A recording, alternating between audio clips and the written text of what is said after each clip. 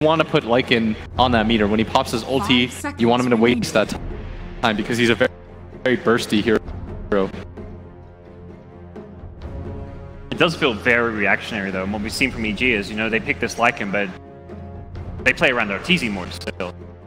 As well as female, we've often seen here just be playing second, third fiddle to these guys, so you're counterpicking a hero with a potential, which is the primary core.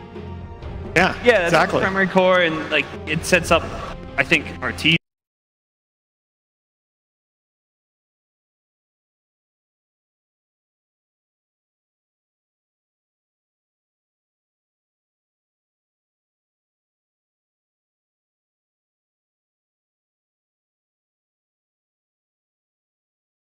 Not afraid if Virtus Pro take it themselves, and it enables a lot of their heroes.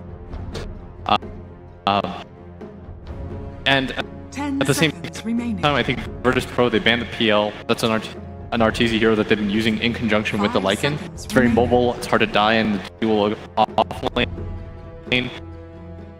At the same time, if Virtus Pro want to go in the direction of picking something like Batrider, which is very nice against the Lycan, you have an option of getting rid of the natural counter, where the PL is very good in the laning phase against the Bat. So if it goes to form here, looking through EG's last few drafts, this is where they'll generally take their second support. They've favored Warlock, one of the few teams too, although Faith just played a really great game on the hero. You see a lot of Dazzle going back, and even a Coddle pick that worked extremely well against Navi.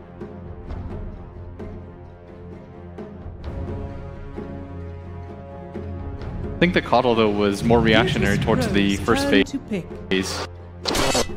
Oh! Hello.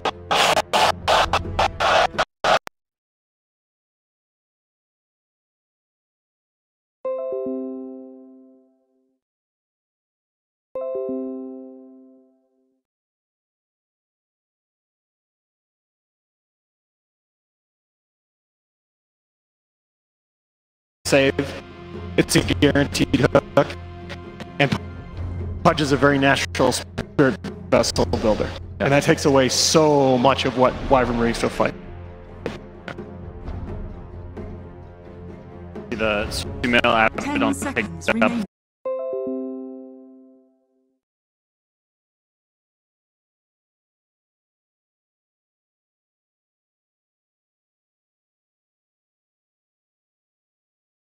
They have these like two heroes in mind for Sumail, as like the Omni or the Abba, and for EG it feels like they're kind of interchangeable. In that regard, you just want something that's very good in the lane, has some kind of heal or dispel, can buff up the other cores, and doesn't necessarily have to be like a true 3 position. It's something that can transition a little bit better, because when EG is very successful, we talked about it, they want to go to the late game. These are two very good cores at scaling when it comes to like their level 25 talents. And now for EG, I still think they need something with at least some form of catch, because otherwise this Queen of Pain, I feel, just has a really uncontested game. Well, I think that's where the Storm came to mind for me early, because you don't necessarily want to run the Lycan still mid lane against the Queen of Pain. No one probably going to have a rough time, and that's where maybe they just do a Lycan safe lane, which is kind of more what we're used to.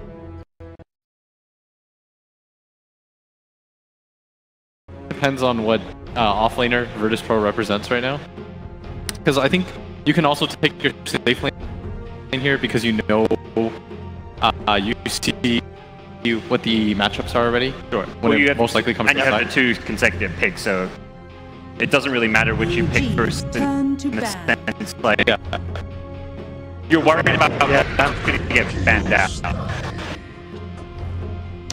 Yeah, this is, I don't know, this is risky though, because I still think CK, Evil Geniuses could come back with Medusa as a 5th pick. I really like that matchup against CK. So you have two options right now for EG. Either you just tank up and do what they did against TNC, where they just pick 3 really tanky cores. 5 seconds remaining. And you don't care about the mobility of this one hero. Remember, TNC had Weaver. It was a free Weaver game. They had 0 stuns. They didn't care about that at all. They're like, hey, we're just going to push, see what happens. This time around, they at least have a few more stuns with Rubik and Pudge. VP, we'll see what they target off here. CK, this is such like a classic VP thing. They're always a team that would love to win as many lanes as possible. They really prioritize the early game, which is, I mean, you talk about the stats. VP doesn't want to go late game. They will often win 2 out of 3 lanes, and that 3rd lane is maybe a wash lane. So EG have to be careful about what they get, how they approach VP, because they can just get blown away in the early game. Yeah, I do think that's why I was kind of gravitating toward the Medusa. I really do think that EG does need some kind of scaling here. Virtus Pro's turn to pick. EG's turn. So they take. Oh, that's yeah. So we talked about the bad, but into a bad. Yeah, but the reason why you ban the PL there and you see the light, and it's still a good hero overall because it shortens up your lanes. And I think for EG you take like SF or Storm here and just call it a day. Okay. I think one of your lanes is just going to get punished, and you kind of have to be okay with that. A reasonable Storm game, isn't it, Will? I think it's pretty good. I think the SF has better damage potential, but the Storm gives you some catch as well. That's not what I saw coming. It's kind of a similar idea to the Storm in a sense. Less catch, but you've got a way of dealing with the CK now, and just that very mobile, high burst damage magic hero that VP have to find ways of dealing with. I mean, but VP feel like they feel like they have so many ways to pursue this Tinker into the tree line. Yeah, the mobility of the Queen of Pain and the Bat Rider. VP on a kind of timer though, because I don't know if you want to play against this late game lineup. When Abaddon hits level 25, when Tinker gets like 4 or 5 slotted, I think that EG probably just wins this game. And so VP, they understand that. They pick a catch hero, even if the Abaddon counters it. Like, they understand this type of game now. Okay, very quickly, in one word, where are you going? Oh man, I don't know. I'm gonna go with the stats and go EG. EG, okay. Virtus Pro. I'm also Virtus Pro. Okay, 2 for Virtus Pro, 1 for Evil Geniuses. That's the decision of the jury as far as we're concerned up here on the panel, but really what matters is it. Let's head you over to the commentary team for the first game between Evil Geniuses and Virtus Pro, and say a big welcome to Trent, Pax and Cap. Thank you, Paul. EG versus VP. These two teams do have a storied history. Virtus Pro may not have the best record against Evil Geniuses lately, but they should still be the favorite for this matchup, right? They are, after all, one of the top 3 teams that we've been touting for this meta. One of the best teams of the year. It must be.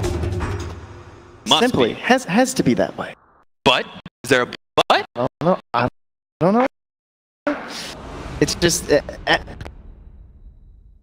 it's been so long, so long that they haven't managed to do it. I would say if there's ever been a time that it has to be this, if they don't manage to do it this time, I mean, this is just going to go down as like the biggest break it down of for all me. time. When was the last time Virtus Pro beat Evil Geniuses in this series? It's been years. You know, we're working like years away, falling back into around 2015 or so. They finally beat. I mean, that's a totally different roster we're even talking about there. So, I mean, if you're talking about current iterations, really, they've never even taken them down. Oof. Virtus Pro and EG certainly had a very lively lobby chat, we should say, pre-game. Firing a lot of shots back and forth. Teams definitely know each other very well.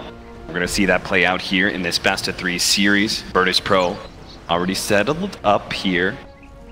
I don't know about you, but I'm definitely agreeing with the VP side. I feel like I like their drafts quite a bit more. Like the aggression, the Chaos Knight, the Queen of Pain. If they get this Batrider matchup versus the Abaddon, though, that could be at least one nice thing going for EG's side, but see if they get those rotations, and perhaps there'll still be some punishment, right? CK loves to feast off these early kills, and that's something that Pudge might not be able to help out with too much when it comes to his allies. I mean, it does look like, and I'm looking at this, is like Virtus Pro, they have just a whole bunch of playmaking kill heroes. You know, you've got Batrider, you've got a kill combination, Tusk Wyvern, Quap, a super aggressive mid. This feels like it's going to be a classic VP game where they just kind of go, go, go, kill, kill, kill.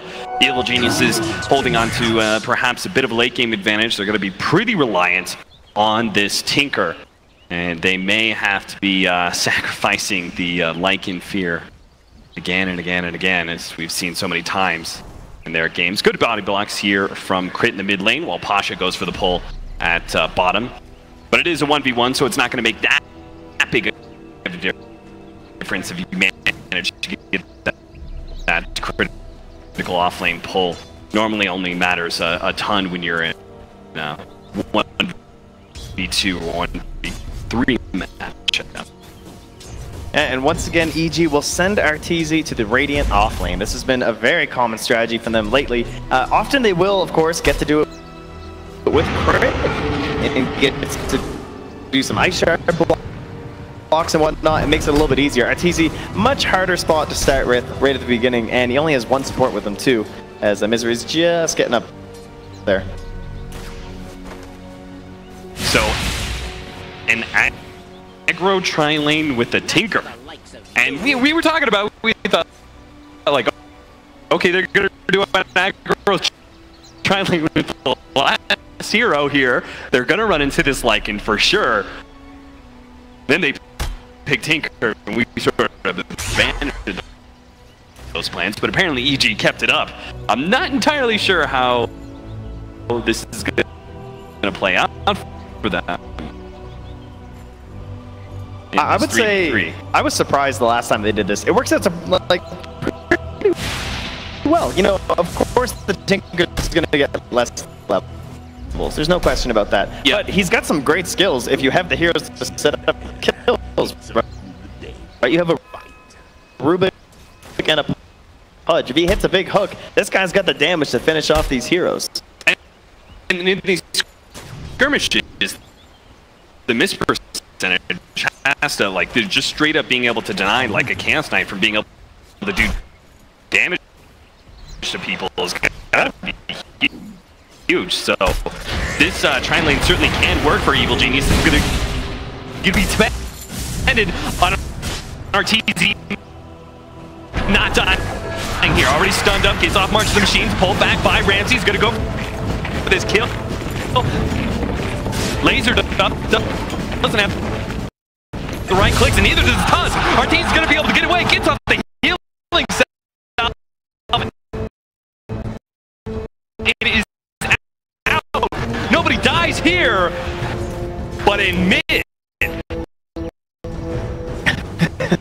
Beer managed to kill the Batrider. He died himself, sure, but he was the one who managed to pick up the first blood.